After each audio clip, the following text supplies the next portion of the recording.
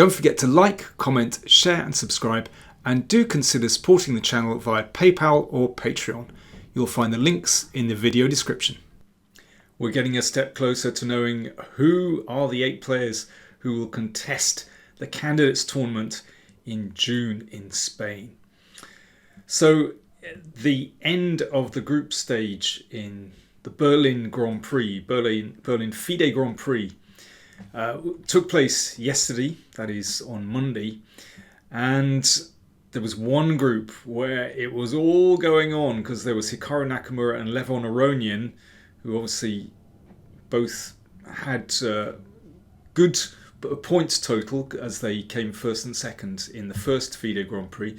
So if one of them could qualify from the group stage, then they would put themselves in a good position, let's put it like that. But it was very tight.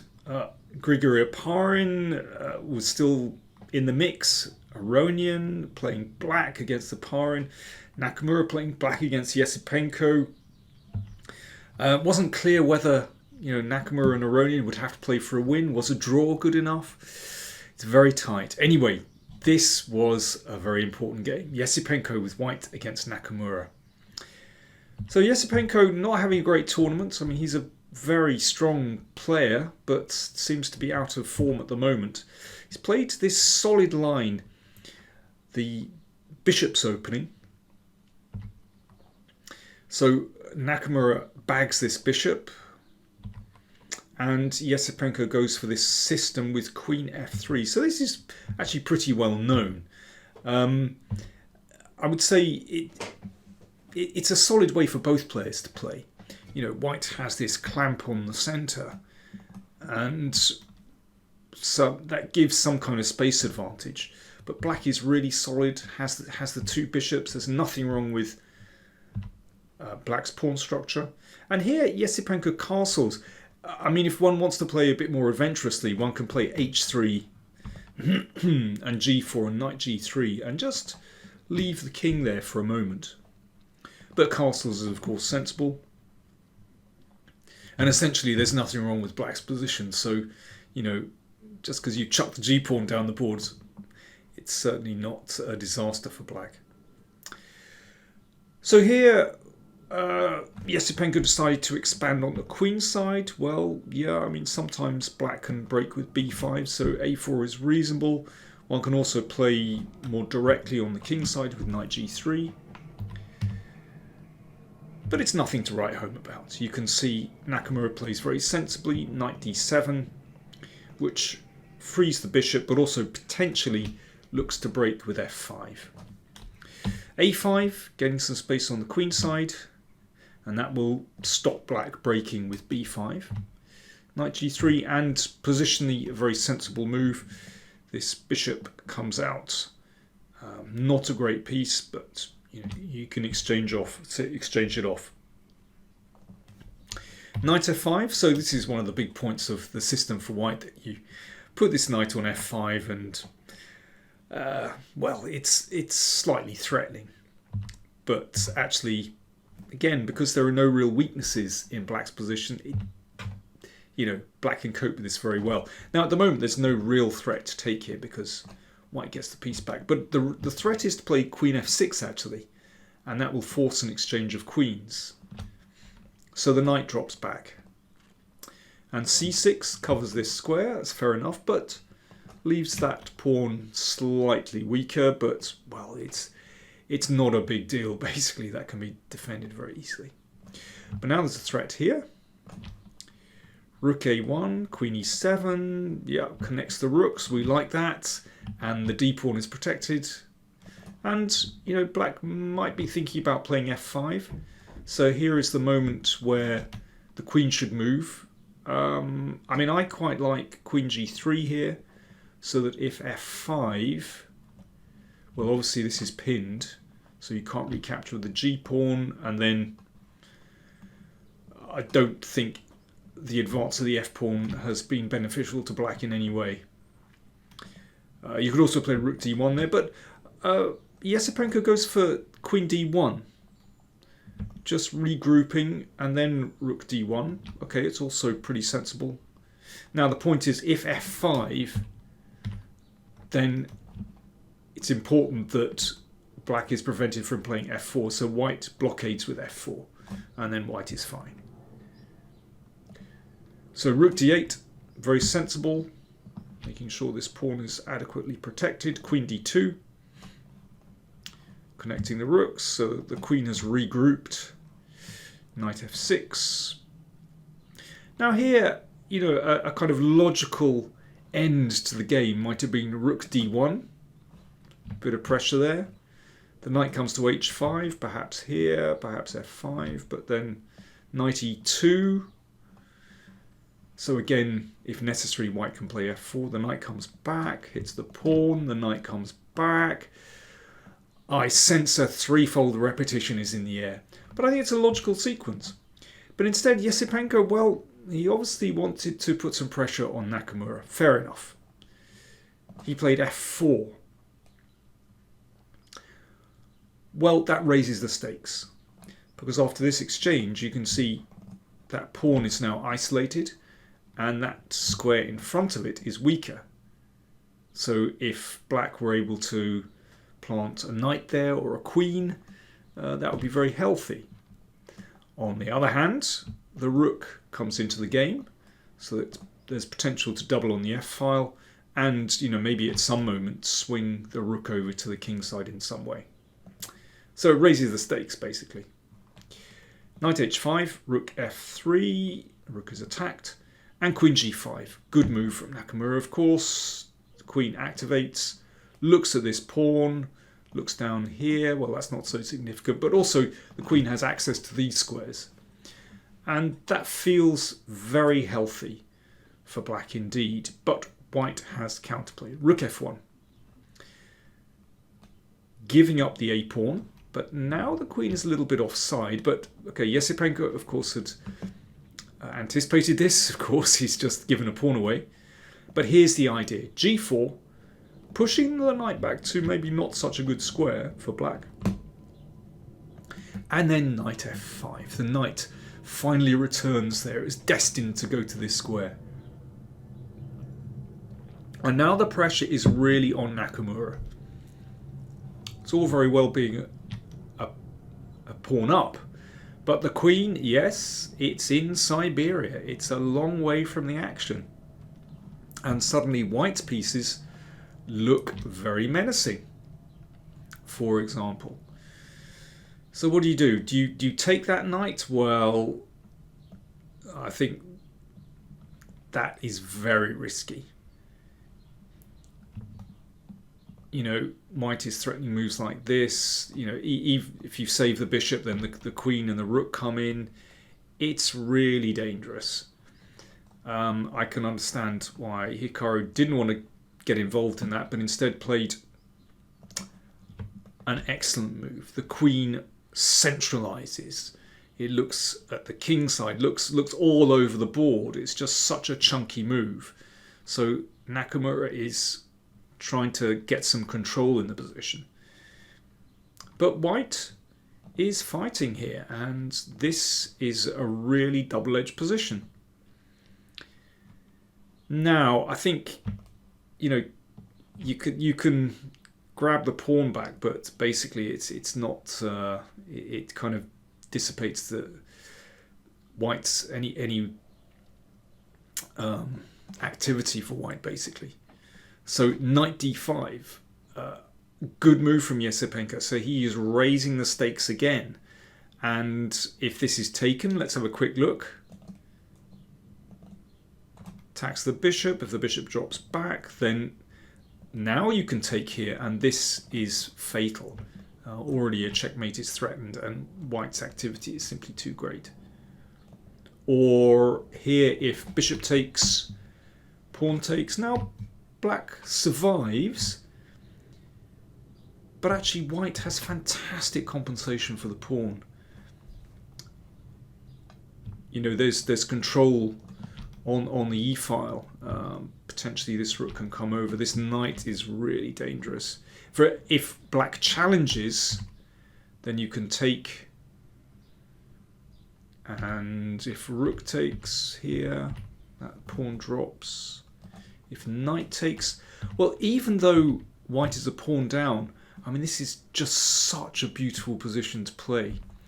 Because this knight is going to enter, this rook can barely move, the knight can barely move, the king can barely move. I mean, what a position for white. Absolutely beautiful. Nakamura under a lot of pressure, these knights looking really menacing. So what did he do? Found a really great move.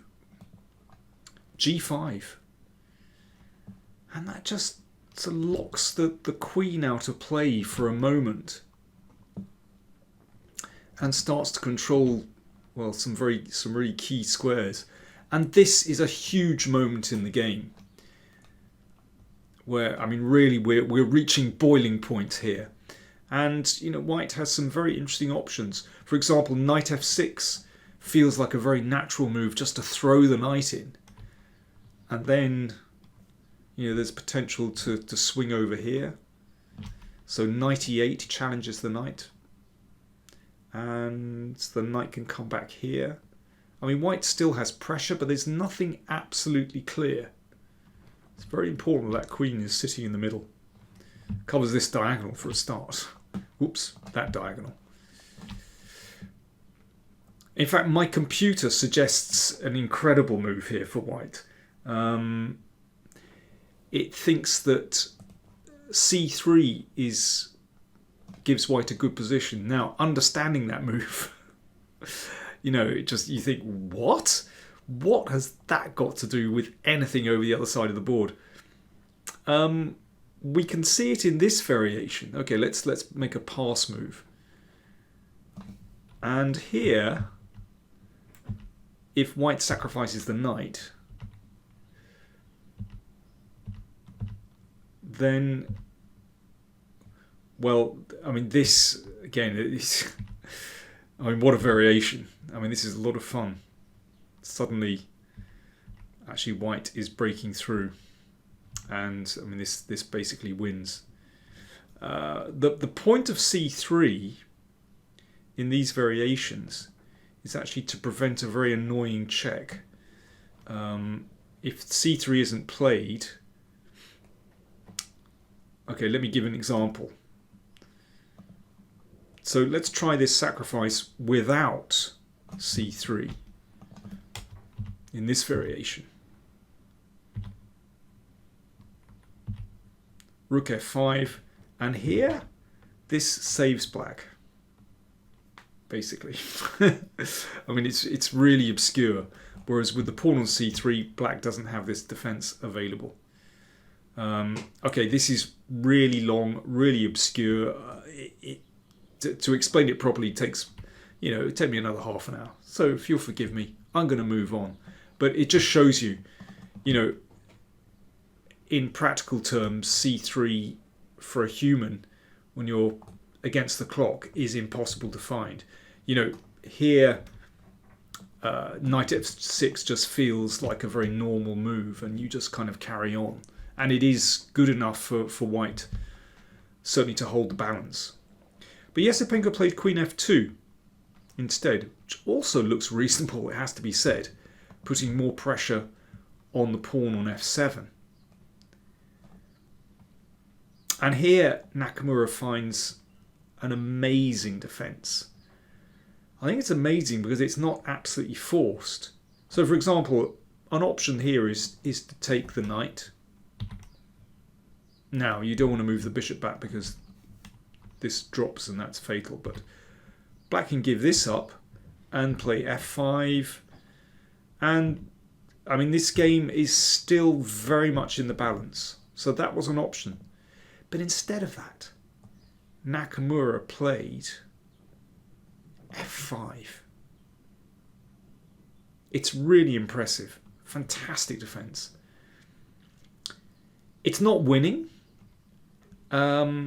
It's not even clear it gives black the advantage, but it is a fantastic randomizer. And can you imagine facing that when the time is ticking and you're faced with this incredible move when white has 1, 2, 3, 4, well, you could even say 5 and 6 pieces directed against f5. I mean, of course, there are only 3 sensible captures. Let's look at them all. So if e takes f5, then actually after this, that knight is trapped. This is fantastic stuff. And if knight takes f5, then you can take. And the queen tucks away there and black is a piece up. So Esipenko finds the best move. The only move, really. Takes here. Nakamura exchanged. Now, why is he giving up this pawn? Well, the pressure on f7 has now gone. And this knight, which was looking not on a great place, suddenly flips out to h5. And there is counterplay. This pawn on g5 comes good. It's going to anchor that knight on f4. And now all bets are off, basically. Now, what happens with that knight? If it comes back, then actually queen here is a good move. And then knight f4 and black has counterplay. So that's why Esipenko played rook e1 to drive the queen back. And only then played knight g4. But knight f4 and black has counterplay. f6, still very scary. Queen d7, good move, gaining a tempo on the knight. And here Esipenko, I think very understandably, decides just to give up the exchange. He doesn't want to live with that knight on f4. And in fact, it's not a bad move. Feels like a very natural move just to get rid of that really annoying beast. And suddenly, well, white's pieces look really good. So how do you defend as black? It's not easy. I mean, this looks like an obvious move, rook g8. But it's not a good move after this. For example, well, h5, f7. And actually, white is winning. There's mate in one threatened. After this, okay, it's better to move the rook over. But even so, this is still very tricky for black. And black, with accuracy, can hold this. But it's difficult. Nakamura played the best move, rook e8. Excellent move, challenging the rook. And here, white should exchange. So the rook can't take because the pawn advances, but queen takes. And now queen takes d6. Feels like, you know, white is still doing very well there, but actually black has enough to draw the game. Rook g8. White defends, and now this is a draw. Basically, the game should end in a draw by perpetual check. You can see that the king has no way out, basically. But instead of taking here, Esipenko, well, again, it's kind of an understandable decision. He played rook f1, wanting to keep the tension, keep pieces on the board. He's supporting the f-pawn. But actually, after queen f7, blockading the pawn, again, an excellent defensive move from Nakamura. Queen blockades the pawn, and actually, white's initiative is drying up. So, for example, after knight h6, you want to shift that blockader, but actually, after rook e4, yeah, the game is turning around. You know, that queen has to look after these two pieces, and it's insufficient. It's overloaded. King h1 played. Queen g6. The queen pops out, and watch out for, well, rook e4 is the real threat. So rook g1. h5. Again, very bold. Excellent move. If the knight goes forward, then queen takes f6. And if rook g8, don't panic. King h7, and black wins. I mean, this is absolutely fantastic. If queen takes, be careful, you throw in a check first. and then you take the queen back with a winning endgame. Well, winning material. So after h5, knight e3, and now Nakamura was able to play rook takes f6. Again, another very accurately calculated. You know, he'd obviously foreseen that. Here, Esipenko resigned. If, well, the queen is attacked. If rook takes queen, then rook takes queen, and black is the exchange up. And, well, more to the point, basically this knight just doesn't have a good square to go to. If knight d1, then, you know, this is just winning. And yeah, I mean, this is absolutely hopeless. If queen d4, you could exchange queens. And again, this is just a winning endgame because that knight is so poorly placed. Doesn't have a good square to go to. I mean, what a fantastic defensive performance by Nakamura. He kept his head under extreme pressure.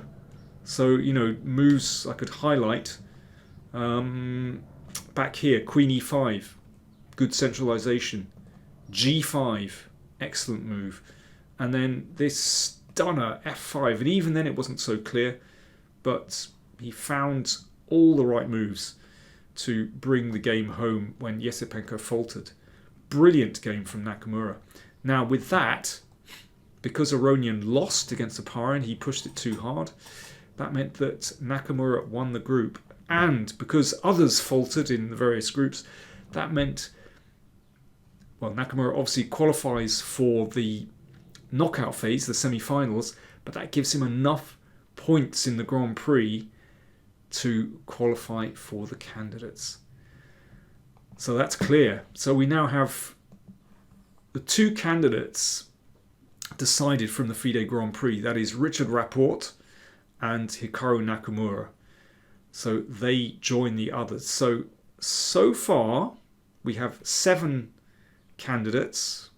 We have Jan Nepomniachtchi, Timur Rajabov, Jan-Krzysztof Duda, Alireza Firuzjar, Fabiano Caruana, Hikaru Nakamura, Richard Rapport, and one more place to be decided because Karyakin has been banned by FIDE for 6 months, so he won't be able to play. He's apparently there's that might be appealed, but anyway, at the moment Karyakin is out, and Ding Liren, the news is he is trying to qualify. Basically, the 8th player will be decided on highest rating. Now, Ding's rating is high enough, but you need to play 30 games in the rating period, and he hasn't played enough for a combination of, well, he couldn't get a visa, for example, to play in the Grand Prix series. Very, very unfortunate.